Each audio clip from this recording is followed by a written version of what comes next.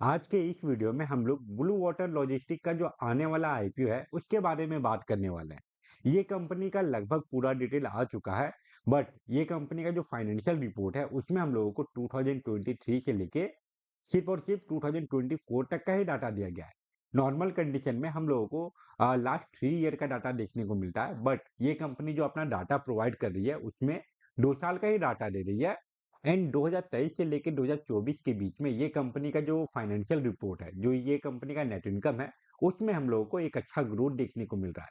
तो ओवरऑल इस वीडियो में हम लोग ये कंपनी के बारे में इन डिटेल एनालिसिस करने वाले हैं कि ये कंपनी क्या काम करती है। इसके अलावा ये कंपनी का आईपीओ लेके आने के पीछे का ऑब्जेक्टिव क्या है, साथ ही साथ ये कंपनी कौन से वैल्यूएशन एंड मार्जिन पे अपना आईपीओ लेके आ रही है।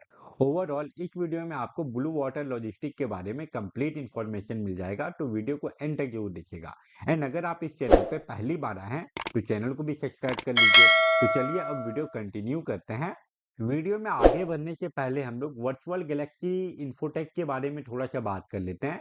यह आईपीओ का जो जीएमपी है, आज ये आईपीओ का लिस्टिंग डेट था एंड आज का जो इसका जीएमपी परसेंटेज था वो हम लोगों को 77% से भी ज्यादा का देखने को मिल रहा था। बट इसका अगर हम लोग आज का ओपनिंग प्राइस देखें तो ये सिर्फ और सिर्फ 180 रुपीज पे ओपन हुआ है। एंड जो लिस्टिंग गेन हुआ है ये हम लोगों को 26.76% का ही लिस्टिंग गेन देखने को मिल रहा है।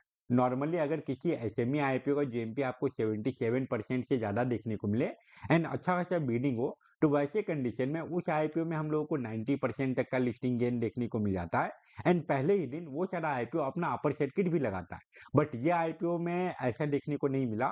ये अपने एस्टिमेटेड लिस्टिंग प्राइस से 50% डाउन जाके ओपन हुआ।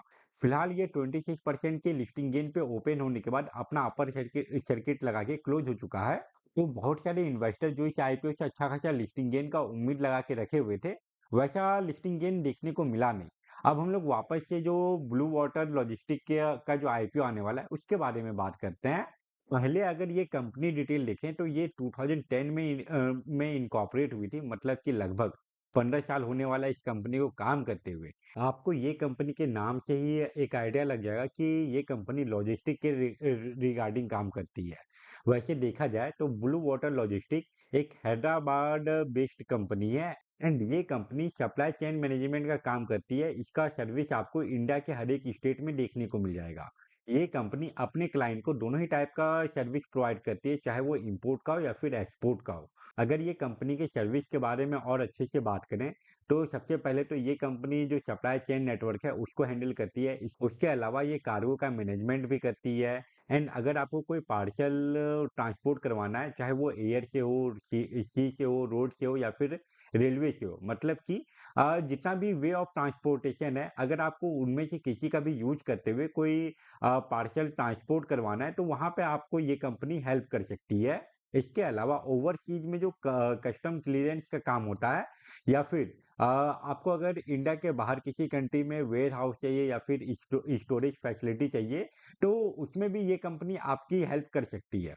ये तो है इस कंपनी का बेसिक डिटेल। अब अगर इसके आईपीओ के बारे में बात करें तो ब्लू वाटर लॉजिस्टिक का जो आईपीओ का टोटल इश्यू साइज है वो आपको 40.05 करोड़ का देखने को मिलेगा, जिसमें कि कोई भी ऑफर फॉर सेल नहीं है, सारा का सारा फ्रेश इशू है। इसका जो प्राइस इशू प्राइस है, मतलब कि जो अपर कट ऑफ है, ये 135 रुपीज पर शेयर का मिलेगा।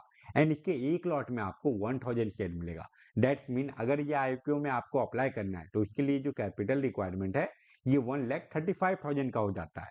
एंड इसका जो फेस वैल्यू है वो 10 रुपीज पर शेयर है। इसके अलावा रिटेल इन्वेस्टर लोगों के लिए ये आईपीओ में 35% का शेयर रिजर्व है।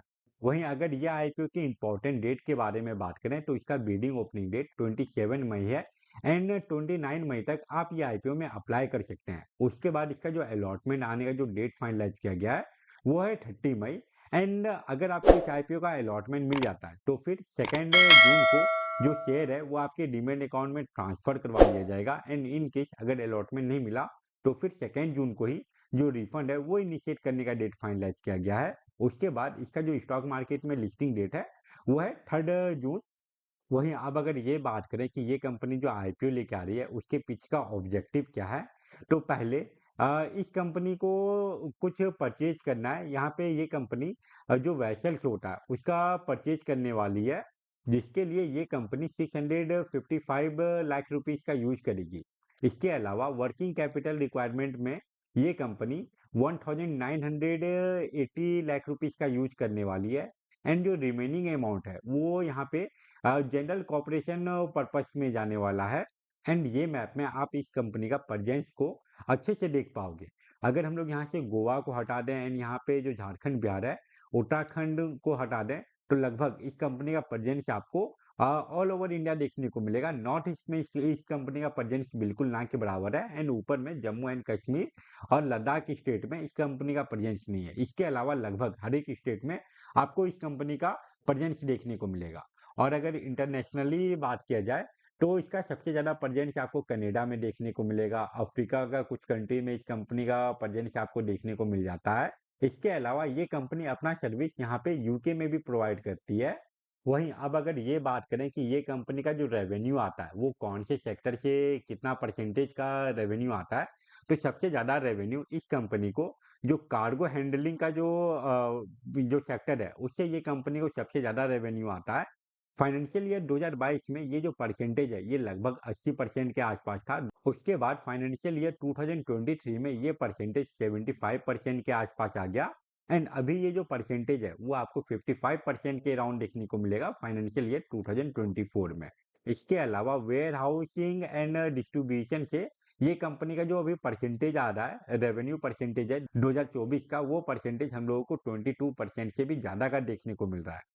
एंड ये कंपनी का जो रेवेन्यू परसेंटेज है उसको अगर हम लोग स्टेट वाइज देखें इंडिया में, तो सबसे ज्यादा प्रेजेंस आपको ये कंपनी का तेलंगाना में देखने को मिलेगा। लगभग 48% रेवेन्यू ये कंपनी का जो आता है वो तेलंगाना से ही आता है। उसके बाद आपको गुजरात देखने को मिल जाएगा, उसके नीचे महाराष्ट्र। एंड जो बाकी का जो रिमेनिंग स्टेट है उसका परसेंटेज आपको 3 से लेके 1% के बीच का ही देखने को मिलता है। ये सारे डिटेल के बाद अब हम लोग ये कंपनी का फाइनेंशियल रिपोर्ट भी देख लेते हैं, ताकि हम लोगों को ये पता चल जाए कि रेवेन्यू में से कितना एक्सपेंस हो रहा है एंड ओवरऑल इस कंपनी का नेट इनकम कितने का है। ब्लू वाटर लॉजिस्टिक के फाइनेंशियल परफॉर्मेंस में जो डाटा दिया गया है ये फाइनेंशियल ईयर 2023 से लेके फाइनेंशियल ईयर 2024 तक का ही डाटा दिया गया है। बाकी कंपनी आईपीओ डिटेल में जितना डाटा प्रोवाइड करती है ये डाटा उसके मुकाबले काफी कम है। एंड अगर हम लोग यही डाटा का एनालिसिस करें, इसी का ब्रेकडाउन करें रेवेन्यू एंड नेट इनकम का, तो फाइनेंशियल ईयर 2023 में ये कंपनी का जो रेवेन्यू था वो हम लोग को 98 करोड़ के अराउंड देखने को मिल रहा है। जिसमें कि फाइनेंशियल ईयर 2024 में अच्छा खासा इंक्रीमेंट आता है। एंड ओवरऑल ये कंपनी का जो रेवेन्यू है ये 138 करोड़ से भी ऊपर का पहुंच जाता है। वहीं बात करें नेट इनकम के बारे में, तो 2023 में ये कंपनी का जो नेट इनकम है ये 1.5 करोड़ का था, जो कि फाइनेंशियल ईयर 2024 में इंक्रीज होके 5.89 करोड़ तक पहुंच जाता है। तो ओवरऑल ये कंपनी का जो रेवेन्यू है एंड जो नेट इनकम है ये दोनों में ही हम लोग को एक अच्छा इंक्रीमेंट देखने को मिला है। जितना डाटा दिया गया है उसके अनुसार से ये कंपनी का फाइनेंशियल रिपोर्ट ठीक ठाक ही है, इसमें हम लोग ग्रोथ देख पा रहे हैं। वहीं अब अगर बात करें ये कंपनी के वैल्यूएशन एंड मार्जिन के बारे में, तो 2023 से लेकर 2024 के बीच में इसका जो ईपीएस है, अर्निंग पर शेयर, उसमें भी हम लोगों को अच्छा इंक्रीमेंट देखने को मिला है। एंड ये कंपनी का जो पी रेशियो है वो ईपीएस के मुकाबले काफी कम है। वहीं बात करें ये कंपनी के R O and W percentage and R O C percentage के बारे में, तो दोनों ही हम लोगों को 62 के राउंड देखने को मिल रहा है, जो कि अगेन एक पॉजिटिव साइन है। वहीं बात करें इसके इब्डा परसेंटेज के बारे में, तो वो हम लोगों को 7 से ऊपर का देखने को मिल रहा है। और सबसे इंपॉर्टेंट, ये कंपनी का जो डेट टू इक्विटी रेशियो है इसमें हम लोगों को गिरावट देखने को मिल रहा है। ओवरऑल ये कंपनी का अभी तक हम लोग जितना भी डाटा देखे, चाहे वो इसका फाइनेंशियल रिपोर्ट हो या फिर वैल्यूएशन एंड मार्जिन, वो सबको देखते हुए ये कंपनी ठीक ठाक ही लग रही है। ये कंपनी कंपेयर के लिए उतना ज्यादा डाटा प्रोवाइड नहीं कर रही है, सिर्फ और सिर्फ 2 साल का ही डाटा प्रोवाइड कर रही है। बट 2 साल के अंदर ही ये कंपनी में हम लोगों को ठीक ठाक ही ग्रोथ देखने को मिला है। अब अगर ये बात करें कि क्या आपको ये आईपीओ में अप्लाई करना चाहिए या फिर नहीं करना चाहिए, तो वो सारा डिपेंड करेगा इस आईपीओ का बीडिंग स्टेटस एंड जीएमपी पे। अगर ये आईपीओ में ठीक ठाक बीडिंग होता है, अच्छा खासा बीडिंग होता है, तो वैसे कंडीशन में ये आईपीओ में आप अप्लाई कर सकते हैं। चांसेस है कि इससे आपको अच्छा खासा लिस्टिंग गेन भी देखने को मिल जाए। एंड बीडिंग से ज्यादा इंपॉर्टेंट है इस आईपीओ का जीएमपी। वैसे इन्वेस्टर जो कि आईपीओ में सिर्फ और सिर्फ लिस्टिंग गेन के लिए अप्लाई करते हैं, उनके लिए तो ये जीएमपी देखना काफी ज्यादा इंपॉर्टेंट हो जाता है। फिलहाल इस आईपीओ का जीएमपी में कोई भी इंक्रीमेंट नहीं है, इसका जीएमपी अभी 0% का है।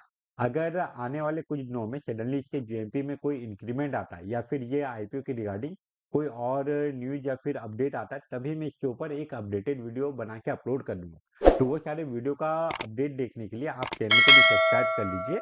तो ये था ब्लू वाटर लॉजिस्टिक का डिटेल एनालिसिस। आई होप आपके लिए ये वीडियो यूजफुल रहा होगा, एंड अगर आपको ये वीडियो यूजफुल लगा तो वीडियो को लाइक जरूर करें। एंड फिलहाल इस वीडियो को हम लोग यहीं पे एंड करते हैं। Thank you for watching this video.